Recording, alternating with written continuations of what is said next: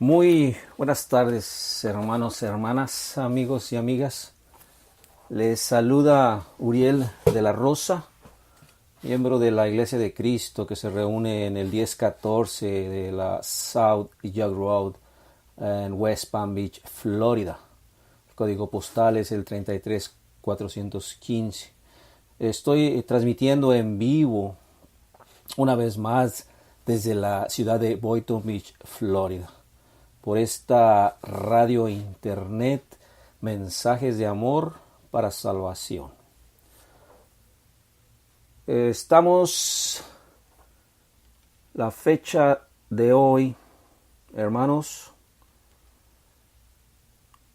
23 de mayo, miércoles 23 de mayo del 2018. Son las 7:18 por acá, por este lado. Todavía un poco de luz, está a punto de oscurecer. Para el centro y para el Pacífico todavía es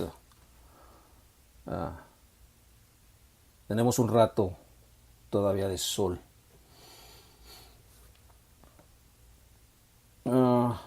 Es un gran privilegio, hermanos, y yo siempre lo voy a estar repitiendo. Transmitir el mensaje de la palabra de Dios es un gran privilegio y una gran responsabilidad. Le damos gracias primeramente a mi Dios y después a nuestros hermanos organizadores de esta radio por su invitación. El mensaje que estamos transmitiendo, esta sería la cuarta transmisión, el cuarto estudio número 4. Se titula ¿Quién es Jesús? Y hoy estaremos hablando del nacimiento de Jesús, parte 3. Su nacimiento, parte 3. Iniciaremos con una oración para después continuar. Padre nuestro que estás en los cielos, te damos infinitas gracias por habernos dado la oportunidad de ver un día más, Señor. Y también porque hasta a esta hora todas las cosas han salido bien, Señor. Gracias por las bendiciones que recibimos y por lo bueno que eres con nosotros, porque siempre tenemos de acuerdo a tu voluntad. Sin embargo, Padre, sabemos que hay mucha gente sufriendo en diferentes partes de este mundo, Señor. Gentes que tienen problemas de violencia, gente que tienen problemas de libertad. Ayúdalos y esté con ellos, Señor. Te pedimos también por nuestros hermanos administradores de esta radio, para que sigan adelante en esta tan noble labor, Padre, que es la transmisión de tu evangelio. Estas cosas te las pido en el nombre del Padre, y del Hijo, y del Espíritu Santo. Amén. Vamos a continuar con la lectura, hermanos. Muchas veces ni siquiera es necesario que hablemos o que tratemos de explicar aquello que dice la Biblia. Dejemos que la Biblia explique por sí sola el mensaje. Voy a pedir que si pueden abran sus Biblias ahí en el Evangelio según San Lucas capítulo 2. Vamos a leer de versículo 1 en adelante. Lucas capítulo 2, versículo 1 en adelante.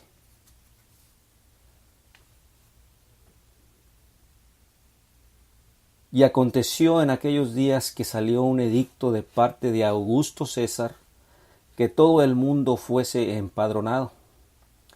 Este empadronamiento primero fue hecho siendo Cirenio gobernador de Siria, e iban todos para ser empadronados cada uno a su ciudad. Y José también subió de Galilea, de la ciudad de Nazaret a Judea, a la ciudad de David, que se llama Belén, por cuanto era de la casa y familia de David, para ser empadronado con María su esposa, desposada con él, la cual estaba a punto de dar a luz. Y aconteció que estando ellos ahí se cumplieron los días de su alumbramiento, y dio a luz a su hijo primogénito, y le envolvió en pañales y le acostó en un pesebre, porque no había lugar para ellos en el mesón. Hasta aquí dejamos la lectura. Hermanos, vamos a dar algunos comentarios. Aquí vemos que Lucas una vez más está usando personajes históricos de la época como referencia. ¿Sí? Esta vez son dos, ¿verdad? El emperador romano que estaba gobernando en esa época, César Augusto. Y habla de otro personaje también, el gobernador de la provincia de Siria. Este gobernador se llamaba Cirenio. Como todos sabemos, estas referencias históricas no son de mucho valor para nosotros, 2000 años después de que se escribió este libro o este evangelio. Pero para los lectores de ese tiempo, a ellos sí les ayudaba ubicar el periodo, ¿sí? o el tiempo en el que sucedieron los acontecimientos. Este censo o este relato del cual nos habla Lucas en lo referente al censo ha sido sujeto de muchos ataques. Las personas que están en contra de la Biblia, en contra de Dios, dicen o su argumento es el siguiente. Aquí vemos que Lucas habla de un censo ordenado por César Augusto.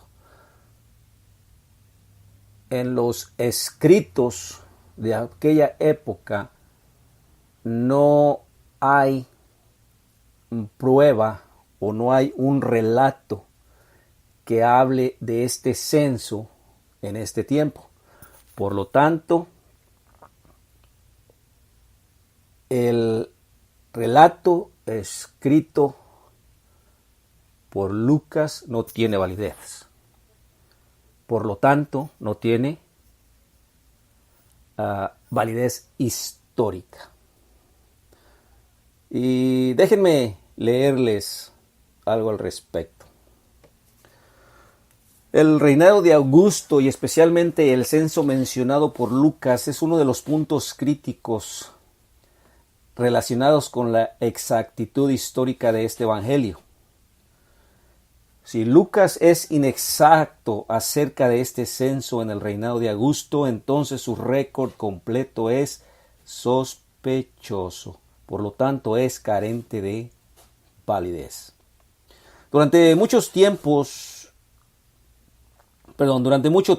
los enemigos de la Biblia señalaron esta inscripción, este relato del censo por Augusto, como un ejemplo de sus inexactitudes, ya que no había registros romanos que confirmaran la afirmación de Lucas de que se realizó un censo mundial en los días de Augusto.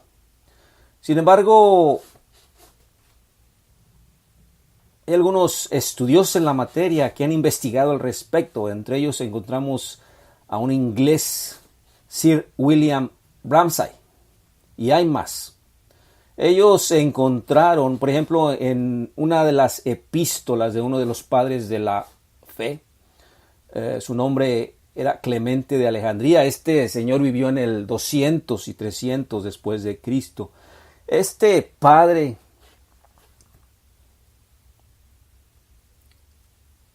de la iglesia,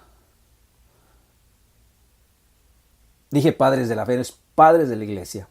Este Clemente de Alejandría hizo una referencia, ¿sí?, en esos años, en el 200 y 300, de dicho sistema de inscripción en el Imperio Romano. También hay recientes descubrimientos arqueológicos que han confirmado e iluminado notablemente el registro de Lucas. Por lo tanto, estas personas han atestiguado su confiabilidad en detalle. Se han descubierto varios documentos de papiro que muestran que se realizó un censo cada 14 años y también se señala uno tomado entre el 9 y el 6 antes de Cristo. Josefo, este es un historiador judío,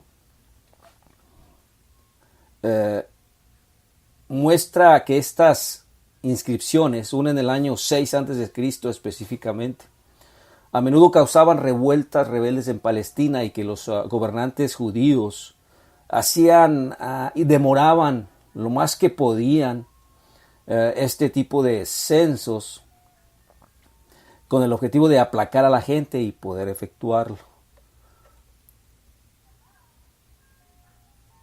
Como podemos ver, hermanos y hermanas, amigos y amigas, esto que les acabo de leer demuestra que el relato hecho por Lucas es un relato verídico, es un relato basado en hechos verídicos, ¿sí? Es un relato de carácter histórico sumamente valuable. El censo del que está hablando aquí Lucas tenía como objetivo, número uno, tener actualizado el número de tropas necesarias para el seguro resguardo de las zonas conquistadas. Querían estar actualizados constantemente para poder así tener la capacidad de resguardar esas zonas conquistadas. Otro objetivo de estos censos era para fines de impuestos. Recordemos que estas zonas eran zonas conquistadas y cuando hablamos de zonas conquistadas estamos hablando de que el Imperio Romano tenía que sacar el mayor provecho posible en términos de dinero, en términos de tesoros, en términos de valor. Bien, durante este censo era requerimiento que todo varón se trasladara al lugar de origen. En el caso de José, su lugar de origen era Belén de Judea. Como podemos ver aquí, José era del linaje de David. Belén también se le llamaba la ciudad de David.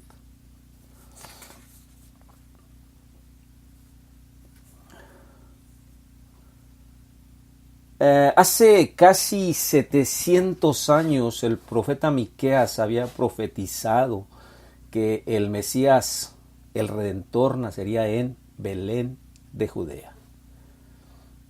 Esa profecía la encontramos ahí en Miqueas capítulo 5, versículo 2, y dice de la siguiente manera: pero tú, Belén Éfrata, aunque eres pequeña entre los millares de Judá, de ti me saldrá el que será Señor en Israel.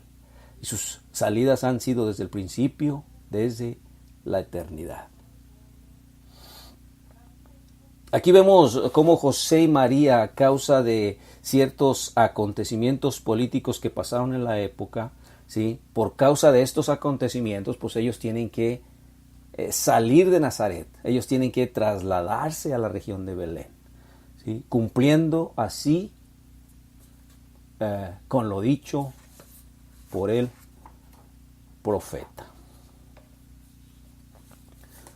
En el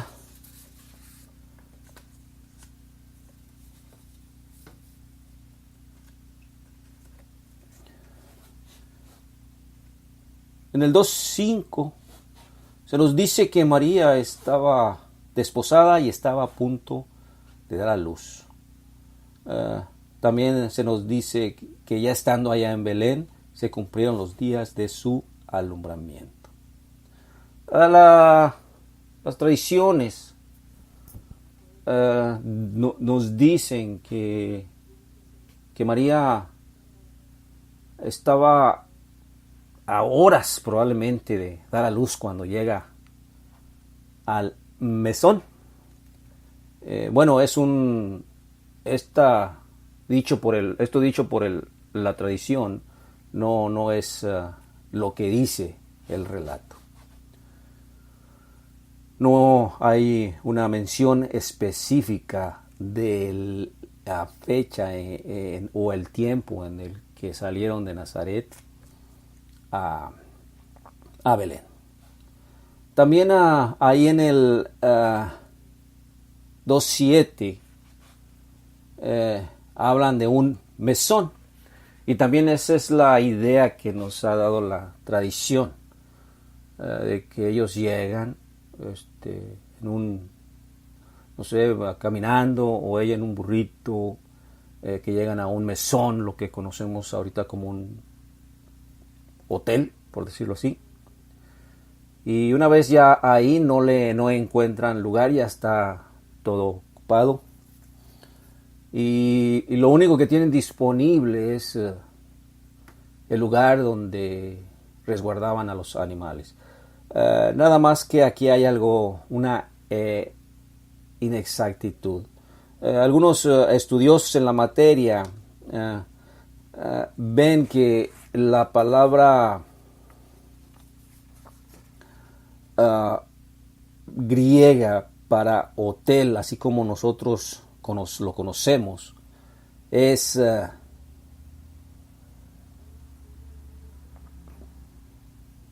pandokeion. Ay, disculpen mi griego, hermanos. No soy para nada experto en el griego. Pero aquí en este relato, en el 2:7, aquí tenemos otra palabra diferente. Esa palabra es kataluma. Y esa palabra tiene otro significado. Era muy común que en aquellos tiempos, hermanos y hermanas, las casas, o la mayoría de las casas de la región, tuvieran un aposento alto, así como el aposento alto en el cual nuestro Señor Jesucristo tuvo la Pascua y la institución de la Santa Cena. Ese cuarto, ese aposento era un cuarto de visitas. Entonces los estudiosos la materia dicen que probablemente a lo que se refiere dada la palabra, a lo que se refiere este versículo, es que ellos llegan con relativos, llegan con parientes, pero el cuarto de visitas está ocupado. En esas casas también tenían, en la parte baja, también tenían un lugar destinado a la protección de los animales. En ese lugar solamente se encontraba agua y comida.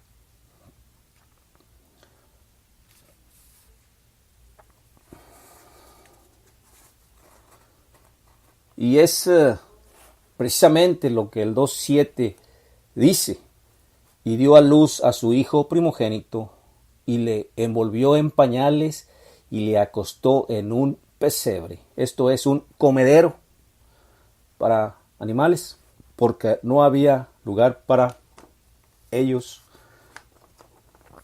en el mesón.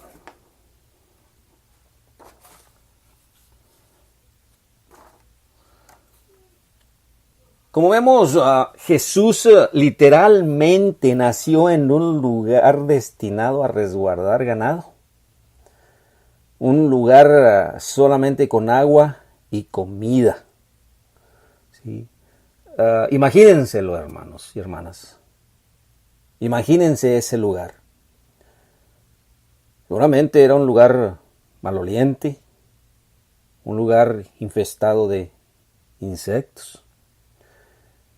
Al nacer el bebé lo recuestan en un comedero para animales. Imagínense esa escena. Imagínense esa escena tan humillante. El Rey de Reyes, el Señor de Señores, el Mesías, nuestro Redentor, el Creador de todo del universo, naciendo bajo condiciones muy humildes. Como podemos ver, este relato es muy diferente a lo que conocemos como Navidad en estos tiempos. Vamos a notar algunas grandes diferencias. La primera, obviamente, es que no se nos da la fecha de su nacimiento. En nuestros tiempos hay una fecha específica en la que la tradición dice que nació Jesucristo. Bien, esa fecha no la tenemos en el relato de Lucas. En este relato de la Biblia tenemos el lugar. Es un lugar dedicado al resguardo de animales. ¿Sí? En ese lugar solamente agua y pesebres o un comedero para animales. Tenemos a una pobre mujer virgen de Nazaret trasladándose a Belén de Judea en su última etapa de embarazo. Vemos que esta mujer, María, dio a luz a su bebé en un establo sucio y maloliente. No había doctores, no había anestesia para María, no había enfermeras.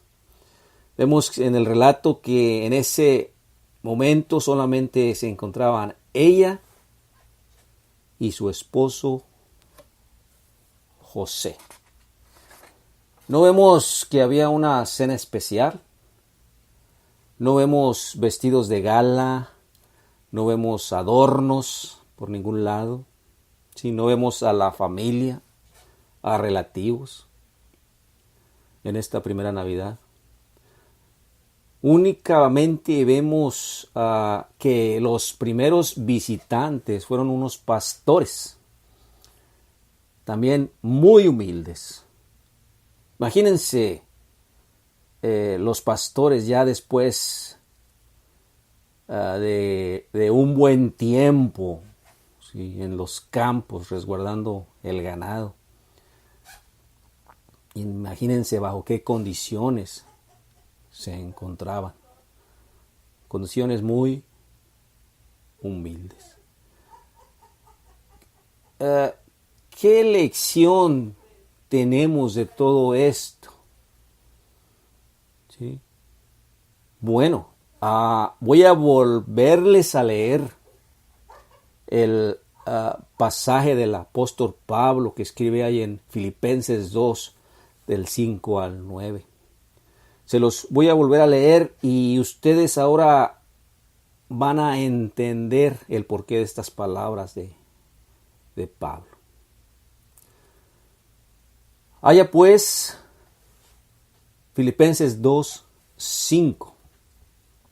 Carta del apóstol San Pablo a los Filipenses, capítulo 2, versículo 5.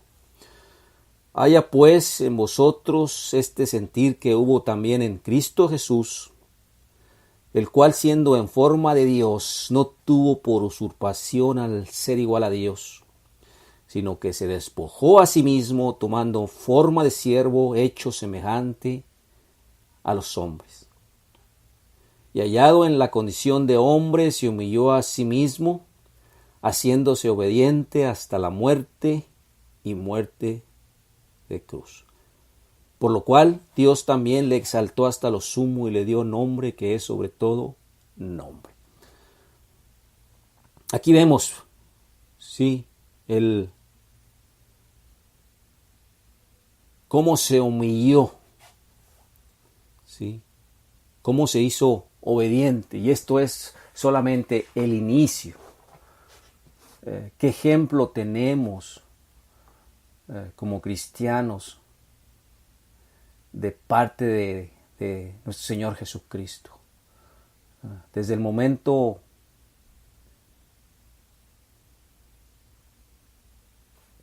en el que nació, se humilló para darnos ejemplo. Se humilló por amor a ti y por amor a mí. Y esto es, como les dije anteriormente, solamente el inicio, porque vendrían más ejemplos de humildad de parte de nuestro Señor Jesucristo. Y el máximo ejemplo de humildad que vimos en Él fue cuando todo lo soportó, todo lo sufrió, todo lo sufrió. Cuando murió por ti y por mí en una cruz. En este relato, hermanos, también vemos lo que hablaba en algunos estudios anteriores sobre la naturaleza humana de Cristo. Aquí vemos, sí, cómo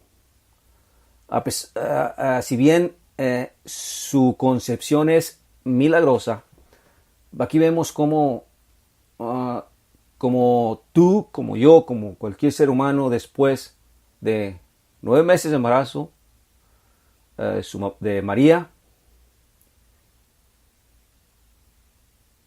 ella da luz al bebé. ¿Sí? Naturaleza humana. Aquí estamos viendo, ¿verdad? Aquí entendemos un poquito qué quise decir por naturaleza humana. Un bebé como tú, como yo, que nace después de 9 meses de gestación. Continuemos con el relato ahí en Lucas 2:8. Y había pastores en la misma región. Lucas capítulo 2, versículo 8. Y había pastores en la misma región que velaban y guardaban las vigilias de la noche sobre su rebaño. Y he aquí el ángel del Señor vino sobre ellos, y la gloria del Señor los cercó de resplandor, y tuvieron gran temor. Mas el ángel les dijo: no temáis, porque he aquí os doy nuevas de gran gozo, que será para todo el pueblo, que os ha nacido hoy en la ciudad de David un Salvador, que es Cristo el Señor. Y esto os será por señal: hallaréis al niño envuelto en pañales, acostado en un pesebre. Y repentinamente fue con el ángel una multitud de los ejércitos celestiales que alababan a Dios y decían: gloria a Dios en las alturas, y en la tierra paz, buena voluntad para con los hombres.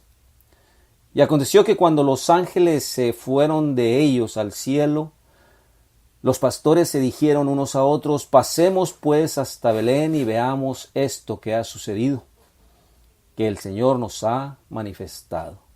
Y vinieron aprisa y hallaron a María y a José y al niño acostado en el pesebre. Y al verlo hicieron notorio lo que les había sido dicho acerca del niño. Y todos los que oyeron se maravillaban de lo que los pastores les decían. Pero María guardaba todas estas cosas, meditándolas en su corazón. Y se volvieron los pastores glorificando y alabando a Dios por todas las cosas que habían oído y visto como se les había dicho. Y cumplidos los 8 días para circuncidar al niño, llamaron su nombre Jesús,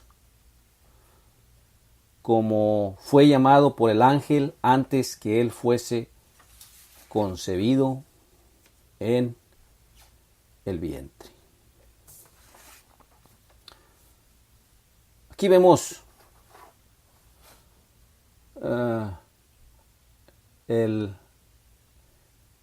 el momento en que el ángel, esa es la palabra griega que utiliza Lucas, ¿verdad?, para describir a este personaje. Ángelos. Se le aparece a los pastores. Y obviamente, ¿qué es lo que pasa cuando algún hecho sobrenatural pasa enfrente de los ojos de los seres humanos? Bueno, pues se espantan de sobremanera, les da un miedo terrible. Pues eso es lo que les pasa a los pastores. Los ángeles son seres creados, esencialmente espirituales e invisibles, dotados de poderes que trascienden el orden natural de la creación. Y en ocasiones son enviados por el Creador en formas visibles para los hombres para llevar los mensajes del Creador. Los ángeles tienen capacidades intelectuales y capacidades morales. Como vimos, o como estamos viendo, un ángel profetizó la concepción y el nacimiento de Cristo. Un ángel lo llamó Jesús. Los ángeles anunciaron su nacimiento a los pastores. Los ángeles le indicaron a José sobre la seguridad del niño. Los ángeles ministraron a Cristo después de su tentación. Un ángel fortaleció a Cristo después de su agonía en Getsemaní. Los ángeles fueron testigos y mensajeros de su resurrección. Los ángeles lo asistieron en su ascensión y los ángeles lo atenderán en su segunda venida. Los ángeles a veces eran mensajeros de malas noticias y a veces mensajeros de buenas noticias. Este ángel tenía un mensaje. Esa palabra es evangelizoma. Un mensaje de buenas nuevas. La palabra griega también se traduce como evangelizar. Evangelizar es simplemente anunciar con compasión y persuasión las buenas nuevas sobre Cristo. Y dejar que los hombres decidan su propia respuesta.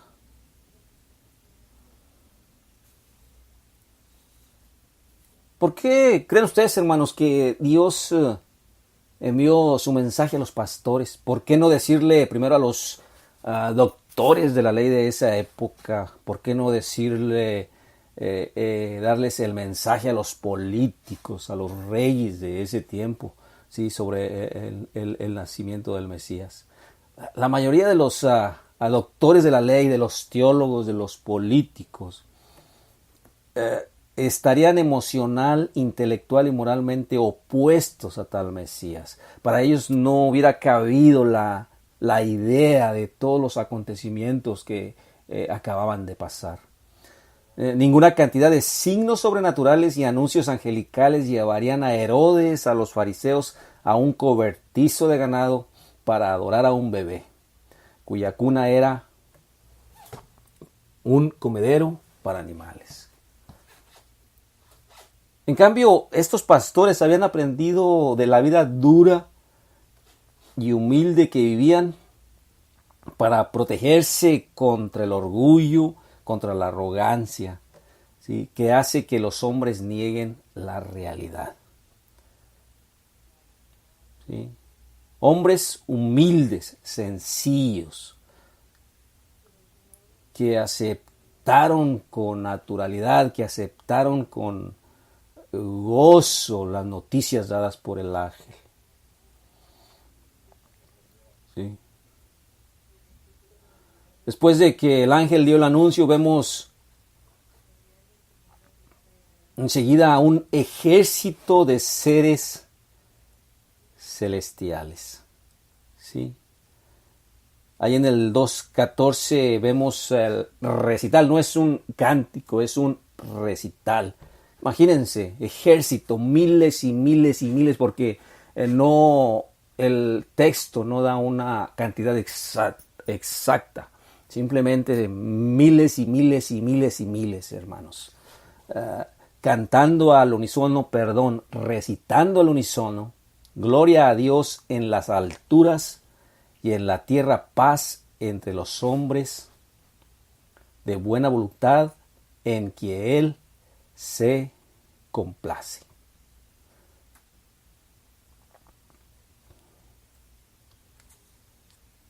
Gloria significa excelencia.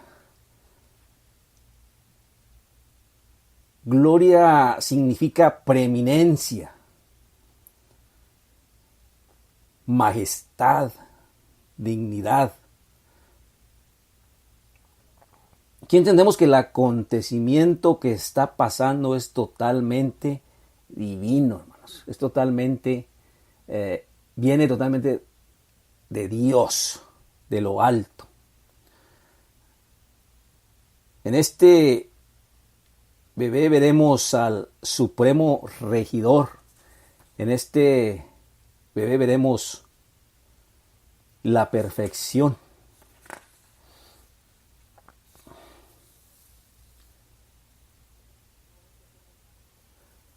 Aquí también vemos ahí en este cántico, y ya nos queda un poquito de tiempo. Vamos a ver si podemos hablar sobre esto y para dejar y continuar para la próxima. En el mismo recital encontramos, sí, gloria a Dios en las alturas, y la segunda parte es, y en la tierra paz entre los hombres de buena voluntad en quienes Él se complace. El 2.14 de Lucas. Déjenmelo busco en otra versión.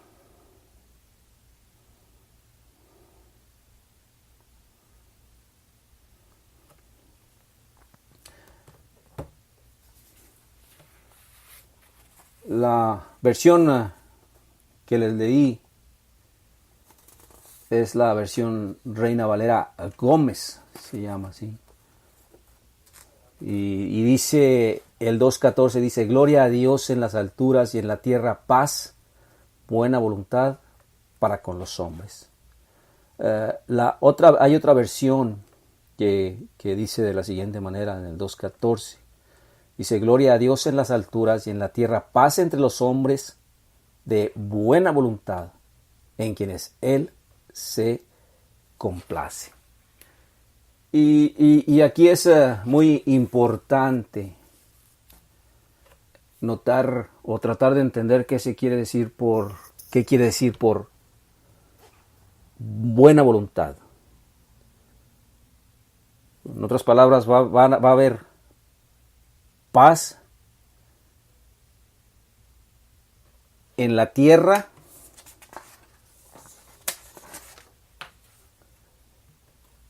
siempre y cuando los hombres tengan buena voluntad. Siempre y cuando los hombres elijan que así sea. La próxima semana, Dios mediante, hermano, vamos a hablar un poquito más al respecto. Vamos a ampliar un poquito más este aspecto. Vamos a hablar sobre el libre albedrío. Vamos a hablar sobre la capacidad que tenemos los seres humanos de decidir sobre de tomar elecciones. Vamos a hablar un poquito sobre la conciencia, ¿sí? Y vamos a ver que todo esto no es todas estas características, y hay más, hermanos, todas estas características que tiene el hombre, no las tiene ningún otro ser vivo en este planeta. Estas características nos hace unos seres especiales. Es lo que encontramos ahí en Génesis cuando dice que fuimos hechos a imagen y semejanza de Él.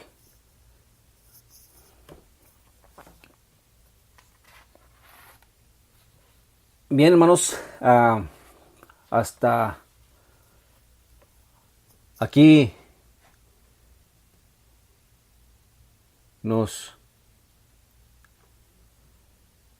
quedamos. Nos vemos la próxima, perdón.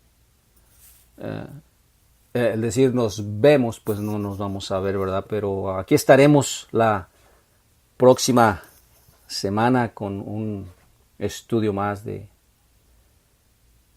la vida de Jesús. Que el Señor les bendiga.